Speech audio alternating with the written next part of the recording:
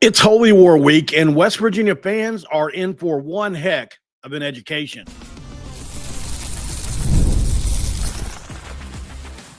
You are Locked On West Virginia, your daily podcast on the West Virginia Mountaineers, part of the Locked On Podcast Network, your team every day.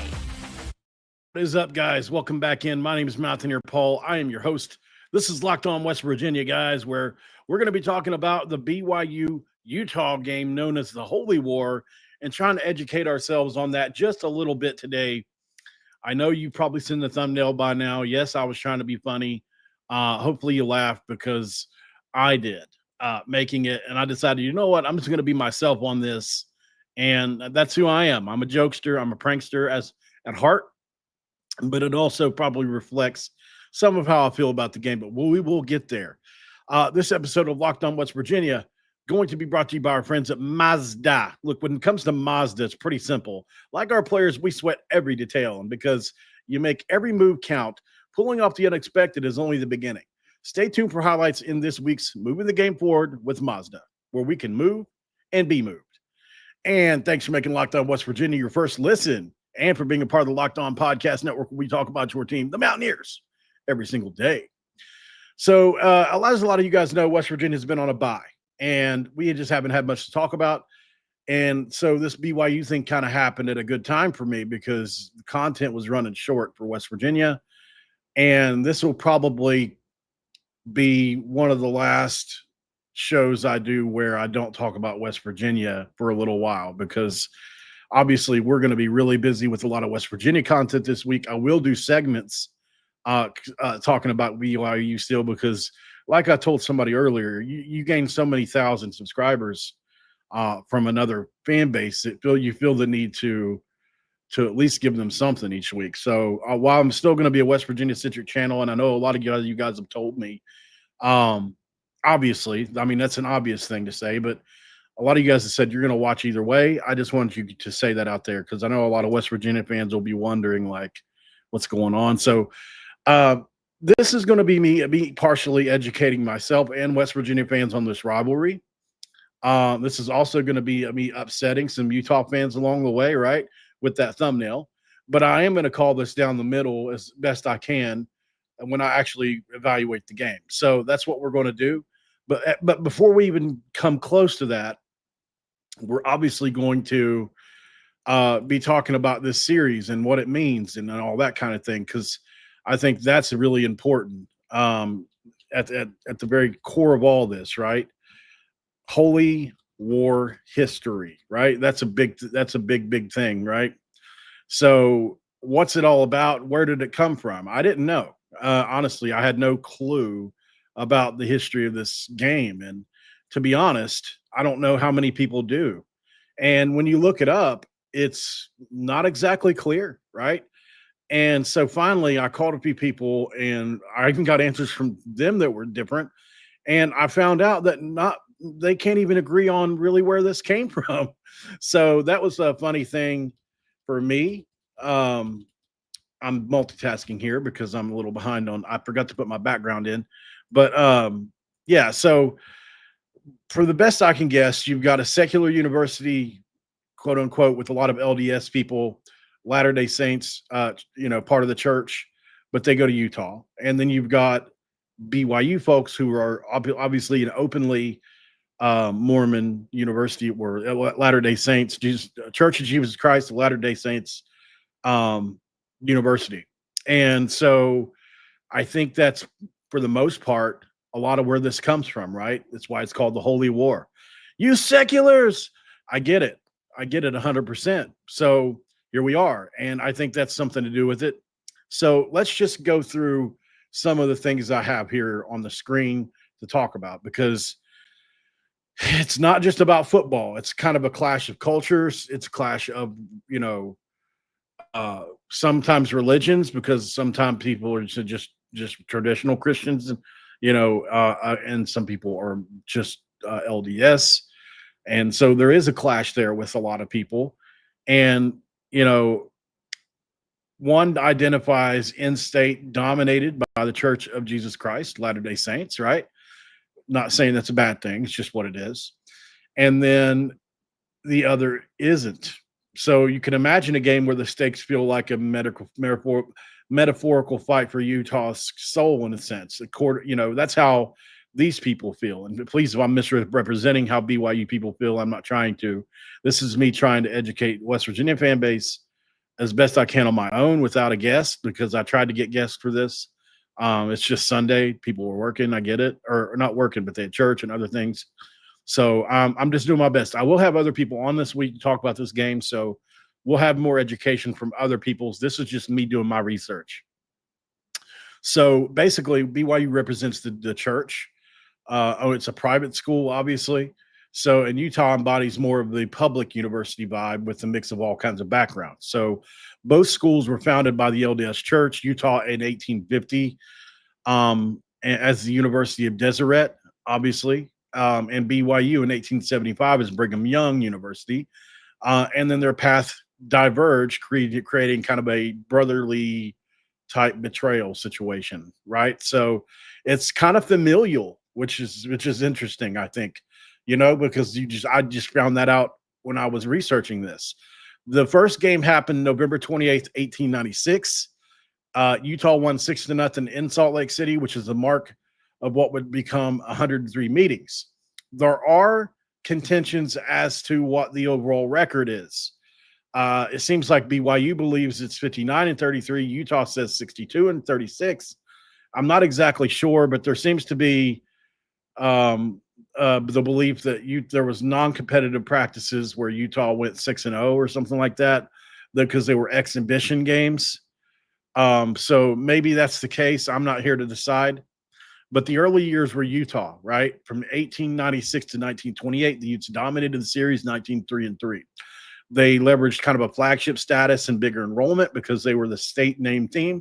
I can understand that. And BYU didn't really get a win until the 40s. And things kind of stayed lopsided. BYU, when you look at this, as Utah led 34-6-4 by 1971. So this is the tale of two separate kind of deals, right? I mean, now it's flip-flopped, and it seems like maybe BYU's won a lot of games here more recently. But let's dive back in. So you get to the 34-6-4 mark in 71, and then LaBelle Edwards took over in 1972. And from under 72 to 2000, he was 257, 101, and 3 with the national championship as the Cougars flipped the script when the 19-29 Holy Wars 9-1 stretch from 79 to 87 and a 56-6 overall streak, right? So that's elite, man, from 80 to 85, 95. Like, that's incredible. That's obviously the 84 national title included there. So BYU outscored Utah 1,200 to 600 during that era, so doubled them up. But Urban Meyer came along, and that's when Kyle Whittingham came along. And so these are two elite coaches going at each other, right? And Utah roared back under Urban Meyer, who's probably a notch above Whittingham, in my opinion. So obviously, I mean, there's no doubt about that. And he won. Now, the level of competition was Mountain West at the time, but you win 4 2 undefeated seasons that earned their BCS berths. And, Meyer had this kind of down south kind of thing going on, you know what I mean? So I think post 2010, obviously, where their paths split, then you kind of bring some other personalities into the fray here, right? Utah joined the Pac-12 and won 8 straight. And this is BYU at a disadvantage, right? They're kind of coming from they didn't have a home yet. They were still in the Mountain West. They were independent. Sorry, they were independent. So that's when BYU snapped a skid eventually in 2021. 23-21 overtime game, which I looked up earlier, which was really cool. They dominated in 2024. They've been 3-1 since, and obviously the Kalani Sitake era has been pretty dang good to the Cougars. So you have that going on.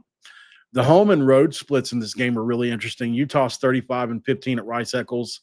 BYU's last win there was in 2007, but BYU edges the series at LaBelle Edwards Stadium. So you've got neutral sites at an even 1-1, and both have had long streaks, right? So Utah's longest was 9. BYU's was 10. Utah from 29 to 37. BYU more recent, 79 to 88. And then the last 10 games, average an 8-point margin. So you've got incredible parity in this rivalry. You've got incredible hostility in this rivalry. You've got incredible coaches in this rivalry. Names that, like Ron McBride, who people don't talk about a lot, right? Names like Lavelle Edwards, obviously people know a lot about. So there have been great on each side. Kyle Whittingham, Urban Meyer, and Kalani Sitake, it goes on and on. There's so much history here.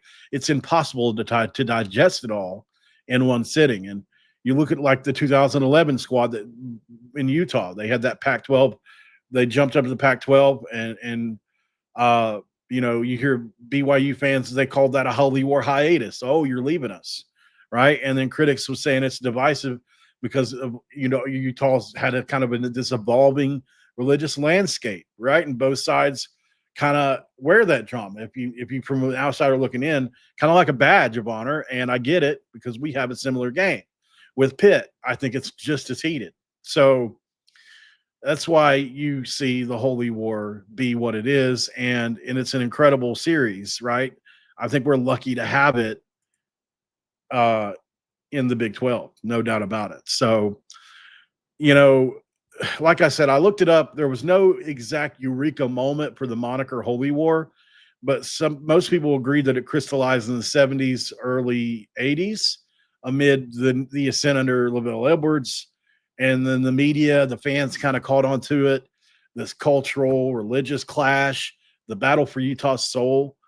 Sports writers at Deseret News and Salt Lake Tribune kind of popularized it at the time, which kind of had like crusade-like parallels, right? Like obviously on the football field, where you've got a school with LDS roots, BYU 99% LDS, student body, honor code, no alcohol, mandatory church, versus a Utah that has a more secular ethos, if you will, 50% LDS. Early traces hit in 1978 after the BYU six-game streak was snapped in that 23-22 loss. There was cartoons talking about the demonic Utes and, like all kinds of things were going on here. So, ESPN's broadcasting kind of turned this thing national. And that's kind of where we are with it now, right? And it's just that game in the Big 12 conference at this point. What other rivalry is better? There isn't one in the conference. So top games in history. There have been a lot. We're going to look at them next. What are some of the best games in the history of this rivalry? And what has it done to the series overall? We talk about it next. And this episode of Locked On West Virginia going to be brought to you by our good friends, of course, and always at Mazda. Look, when it comes to Mazda, it's a pretty simple thing.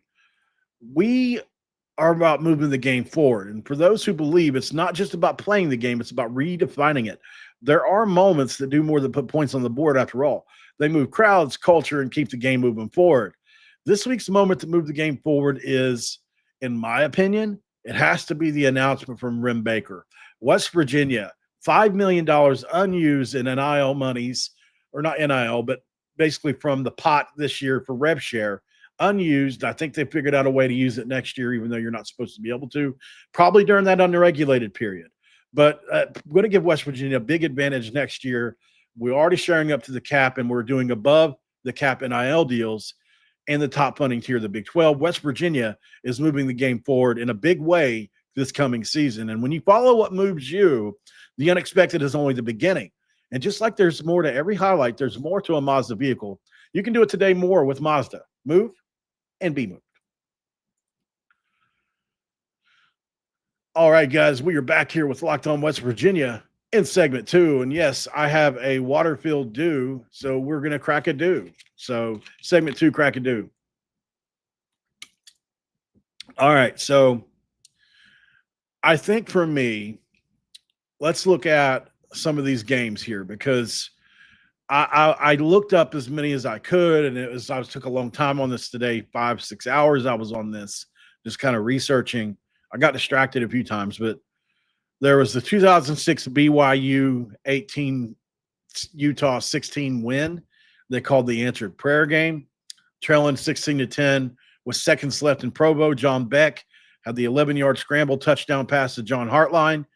And the final snap that clinched the WAC share. Bronco Mendenhall called it divine intervention, and 65,000 fans stormed the field amid national headlines. That's a good one. What about BYU 17, Utah 10, the Magic Happens game, 2007, Snowy Salt Lake. BYU rallies down from 10 down on Max Hall's 4th and 18 laser to Austin Collie, sparked on by that 75-yard touchdown drive. Collie taunted Utes fans in that game and became a legend, which extended BYU's streak. 2012, Utah wins 24-21. Triple field storm chaos. Number 25 led late, but Utah's 4th down interception triggered a premature rush of the field. So they had to add seconds to the clock after a 15-yard penalty from the mob. And then BYU missed both field goals, and Utah was and then obviously Utah pulls off the upset. Fans stormed Rice-Eccles stadiums 3 times in this game. Obviously, NCAA had to look into that. You've got the 2004 Blizzard Bowl, Utah 3, BYU nothing. What? The undefeated 2004 Utah Utes. I remember that team very well under Urban Meyer. Fiesta Bowl team, Alex Smith and company. Survived a Salt Lake whiteout on 1 field goal, as Alex Smith had 40 rushing yards through frostbite, ended BYU's NCAA record scoring streak. Wow. What about BYU 34, Utah 27 in 92, the Lavelle Edwards farewell tour game? Down 27-17 late, BYU had a 17-point fourth-quarter comeback. Then injured was RB running back Robert Pace's second 2-yard touchdown, which sent Edwards into retirement with a WAC title, and 66,000 fans stormed the field that day. So, as you can see here, guys, a ton of history in this game. Heroes of the series. You've got Alex Smith, the quarterback from 02 to 04. You got Lavelle Edwards, BYU head coach from 72 to 2000. You've got John Beck. Obviously, we all know about John Beck, 10,000 career yards passing. I mean, I remember John Beck. If you don't remember John Beck, go look. That dude was elite. Kyle Whittingham, player coach. Kalani Sitake, player coach. Max Hall, Travis Wilson. Gosh, I remember Travis Wilson like it was yesterday. What about Tyler Algier, the BYU running back, man, elite player. Kalani Sitake, we mentioned Jim Fossil. What about old Jim Fossil? I forgot he was the Utah head coach. Good Lord, I forgot about that. Isaiah Heron, right? The BYU corner. Remember him? So, obviously this is an incredible game. And so now we lead into the matchup, right? What's this matchup looking like? And it's an incredible matchup. You've got 2 teams. Have the rankings come out today yet? I haven't had a chance to look. Let's see if top 25. Let's see. Top 25 AP. Yeah, so let's look at these rankings really quick before I go on, because Utah should be in there, right? Or they should be. Let's see.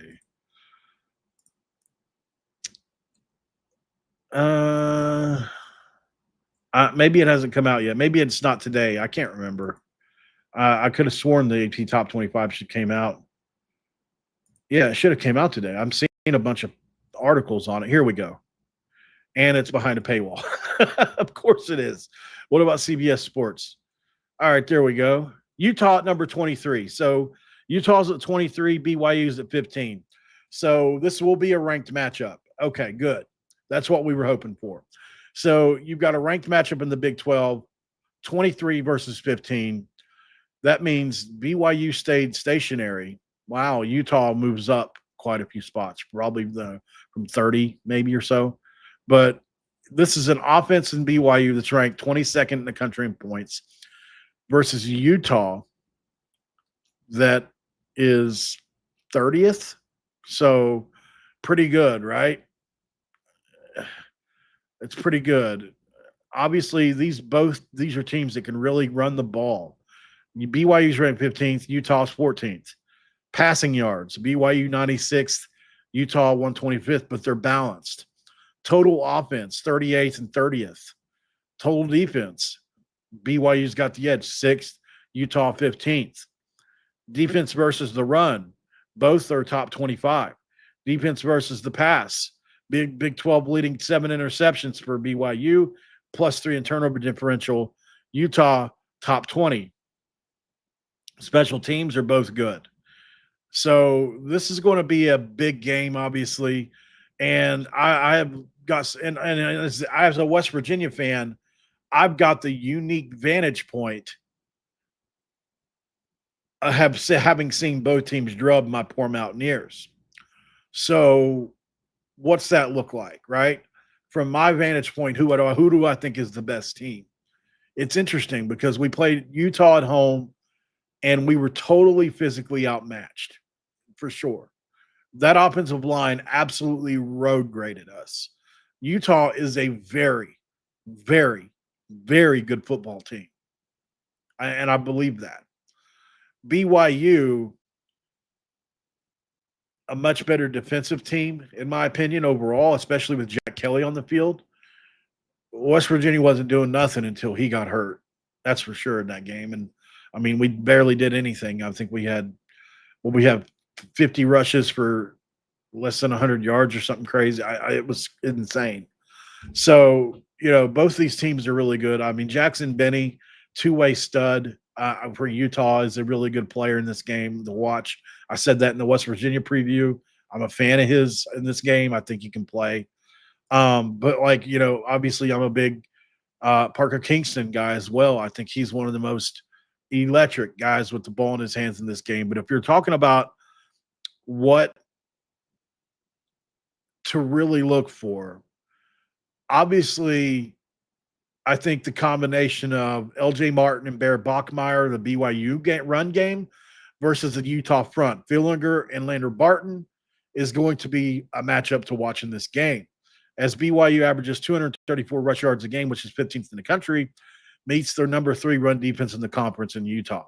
So who's going to win up front in this game when BYU's on offense? That's the question. I like BYU in this game to win that game up front. Up until now, nobody, and I mean nobody, has been able to stop LJ Martin, and I don't think that stops. Do I think Bear might make a mistake in this game? Maybe. Or maybe he's like he was against West Virginia in the game before, where he looked like one of the best quarterbacks in the country. He learned a lot last week. I do think he did. Devin Dampier is having an all Big 12 season. There's no doubt about it. I think he's playing extremely well. This is a very evenly matched game in a lot of ways. Obviously, if you look at the Utah when they're on offense, you've got Dampier, you've got Bernard, you've got Rogers, and then you've got the BYU run defense with obviously Heron, you've got Kirkland, you've got the linebackers Kelly and Glasgow, and you've got all those guys. Even Evan Johnson comes in and helps at times on defense in the run. So Utah, 276 a game, 6.6 yards per carry versus Arizona State, which was a very good football team. Is going to test BYU's stout front, right? Who nobody has been able to challenge so far this year. And if you're going to say one thing about BYU, the schedule hasn't been the best. Could be tougher, for sure. So, I mean, yeah, that's maybe the one thing you can point out here. But, Micah Bernard obviously is, does he compliment Dampier's legs? Absolutely. Yes, he does. So, what about Bear Bachmeier versus the secondary, Jackson Benny and Lander Snowden? This is going to be an interesting matchup, right? Benny and Snowden are just one of the best pairs in the country. They've been proven that week in, week out. I think Bear is going to be super dangerous in this game on the ground. I think he makes a lot of hay in this game on the ground, just like he did this past week, just when they weren't expecting it. They were able to get a few late things done on the ground with Bear, especially the 7-yard rush that sent it to overtime. I think I have to go back and look. The Utah pass rush obviously is, Daly, one of the best pass rushers in the entire country, not even the Big 12. And Fillinger, obviously, versus a BYU O-line that just doesn't allow many sacks at all. But they're going to test Dampier. They're going to test Bachmeyer, I believe. If you can't get to him, then you're going to have to muddy the picture, right? Simulated pressures, corner blitzes, come from the backside, stunts, twists, those kind of things. And let's be honest, man, Kyle Whittingham and that crew are elite defensive minds, and they're going to muddy the picture for a young quarterback. And they're going to say, look, we're stopping LJ Martin at all costs, and we're going to make Bachmeyer beat us. Well, he's been able to do just that in multiple games this year. The player I think that is, in my opinion, this is just my personal opinion with what my eyes tell me, that's the separator in this game is Chase Roberts. Chase Roberts is the best receiver in the Big 12. Top two, if you want to say Tyson from Arizona State. And maybe there's one or two other guys that I could talk about. But I think Chase Roberts is a matchup nightmare. He was held in check this week. He had a big drop in the game. And anytime a player like him, who's so elite, has trouble, watch out for the next week, because a lot of times there is just something to it, right? Let's go to break. On the other side, what we're going to do is look at a couple other things. We got the coaching matchup, and then we're going to make an early prediction on this one after the break.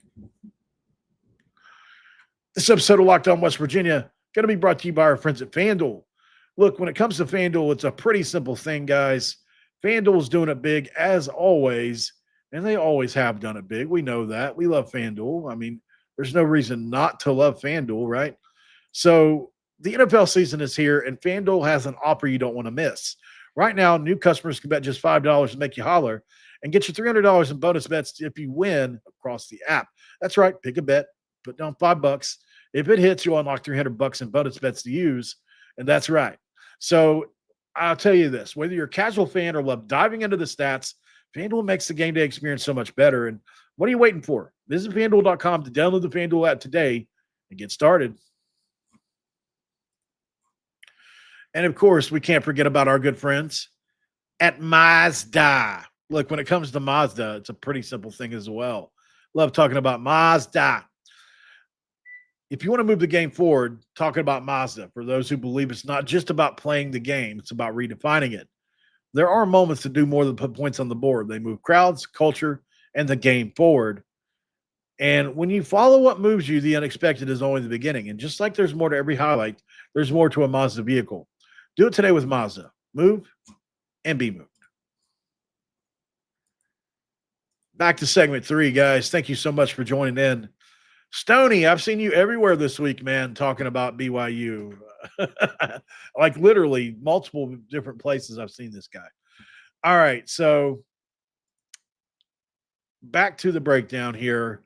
So I think in the coaching matchup, obviously, you've got Kalani Sitake and Kyle Whittingham, two of the best coaches in the entire country.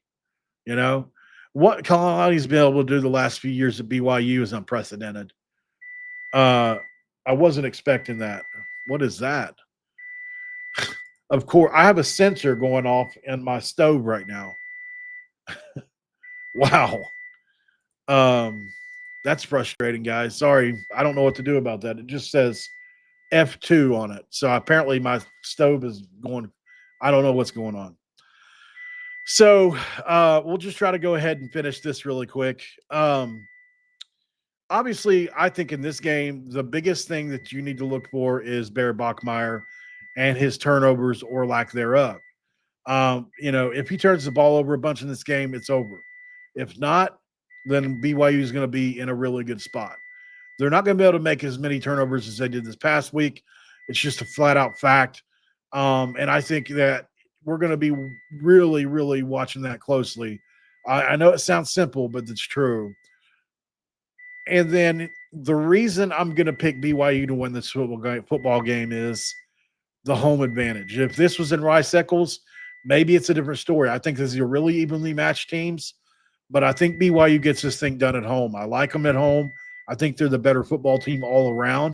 I think they have the better defense, and I think they have an offense that's close to Utah's. I think Utah may have a little bit better of an offense, maybe, but I'll tell you what, BYU has playmakers at every spot, right? They've got the tight end that came from Utah. They've got obviously Parker Kingston, who's really come on. They've got Chase Roberts, who nobody can really guard. They got Bachmeier, who's come into his own and could be one of the best quarterbacks in the Big 12 going forward. They've got LJ Martin, who is the best running back in the Big 12, and an offensive line that gets no publicity that should get publicity. This is a good football team. And I think Utah loses by 7 points in this game. I'm going to go since my stove is acting up, but I thank you so much for being here. And I will talk to you guys on the next one. Make sure to like, subscribe, share the whole nine. And thank you guys so much for all the support you've given me over the last week. It means the world. And I'll see you on the next one. I'm out of here. Cue them country roads.